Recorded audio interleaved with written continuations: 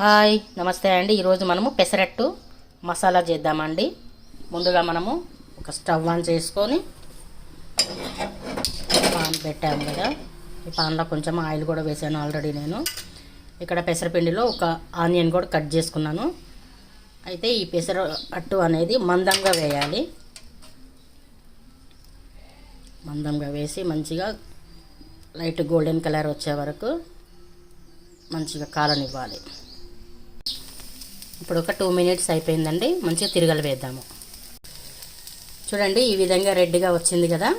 ఇప్పుడు stove off చేసేసి ఈ దోశ అనేది ఒక ప్లేట్లో వేసి సన్నగా కట్ చేద్దాము. దోశని ఈ విధంగా మంచిగా చిన్న చిన్న ముక్కలు కట్ చేసుకున్నాం కదా. ఇప్పుడు స్టవ్ ఆన్ చేసి ఒక పాన్ పెడదాము. పాన్లో కొంచెం వెన్న వేసి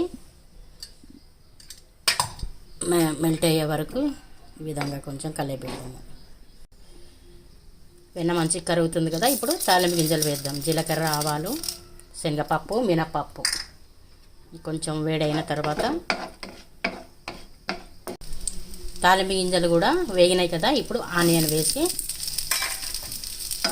ఇలా కలిపెడుతూ లైట్ బ్రౌన్ కలర్ వచ్చే వరకు ఫ్రై చేద్దాము.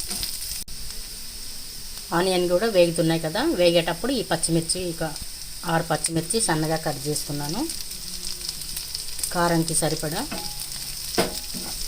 ఇవి కూడా కొంచెం ఫ్రై కానిద్దాము. ఇప్పుడు కొంచెం అల్లం పేస్టు, ఒక్క టమాటో ఇది కూడా వేసి టమాటో మగ్గే వరకు కలియపెడుతూ ఉందాము. ఇప్పుడు కొంచెం తగినంత సాల్ట్ కూడా వేద్దాము. అలాగే కొంచెము పసుపు కూడా వేసి కలిపెడదాం.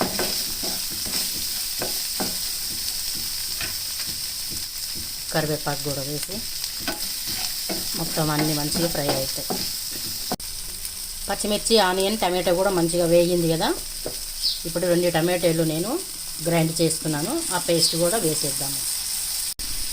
ఇలా వేసిన తర్వాత కొంచెం వాటర్ కూడా అలాగే అప్లై చేసి మొత్తం కలియపెట్టుకుందాము. ఇది ఒక 2 మినిట్స్ బాగా ఉడకనిద్దాము. చూడండి, మంచిగా ఉడుకుతుంది కదా. ఇప్పుడు లాస్ట్లో కొంచెం ధనియాల పొడి కూడా వేసి కలియపెట్టి ఇంకొక 2 మినిట్స్ ఉడకనిద్దాము. టమాటా పేస్ట్ మంచిగా ఉడికింది కదా. ఇప్పుడు కట్ చేసుకున్న ఈ పెసరట్టు ముక్కలు కూడా వేసి కలియపెడదాం. ఇంతేనండి, పెసరట్టు మసాలా రెడీ అయిపోయింది. మీకు నచ్చితే ఒక లైక్ చేయండి. Thank you.